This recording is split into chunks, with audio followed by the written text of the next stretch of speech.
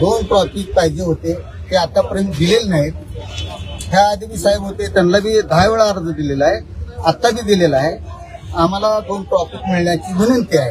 आम्हाला अनधिकृत रिक्षावाले आतमध्ये येतात आणि ते त्यांच्याकडे लायसन नाही, द्यायचं नाही.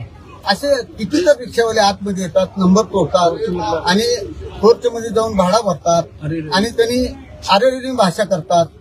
वयाचं भान नाही त्यांना.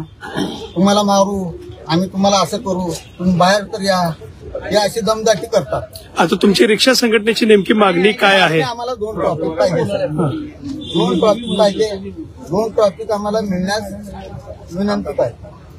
आणि परवानगी जे बाहेरचे रिक्षा बसतात त्यांचं लगेज वगैरे विसरलंय की परत इथेच येतात क्यू मध्ये आम्हाला विचारायला. चालू गाडीमध्ये बसतात, रनिंग गाडीमध्ये, त्याचा आम्ही हे घेणार नाही, जबाबदारी घ्या.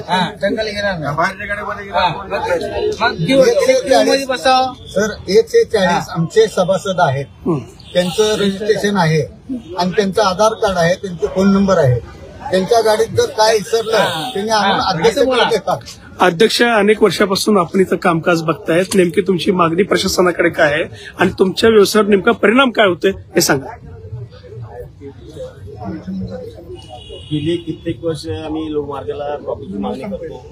चंद्रकांत गायकवाड माझा तर वारंवार मागणी करून 2 ट्रॉफिक आम्ही दिले आहेत. आम्हाला आणखी एकच मागणी की आम्हाला पूर्वी तसं आम्हाला लोकमार्ग 2 ट्रॉफिक देत होते, तसं आम्हाला 2 ट्रॉफिक द्यावं आणि कडक कारवाई करावी त्याला.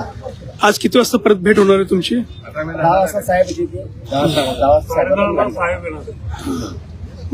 वाजता त्यांची भेट रिक्षा पण आता कोण जाणार नाही. आणि त्यांना आम्ही मागणी करू. बंद केला आम्ही. रिक्षा स्टॉप आमच्या जोपर्यंत आम्हाला ट्रॉफिक देत नाही तोपर्यंत बंद ठेवणार गाड्या. लय म्हणजे लय त्रास होणार आहे.